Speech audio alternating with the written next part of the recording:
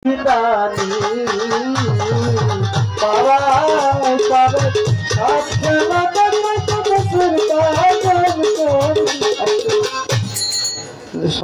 Concept. আমি শয়তান অপরাধী না বাবা। আছেন তো বাবা? বাবা সভাপতি আপনার লুবুর সবকিছু। আমি অপরাধী না। কাম দুম আমি আদম খান থেকে নাকি? আমি অপরাধী, কান্না করুম আমি। আমি ভাবছাম জানি অপরাধ করছি। আমি জয় গুরু বাংলা খুব।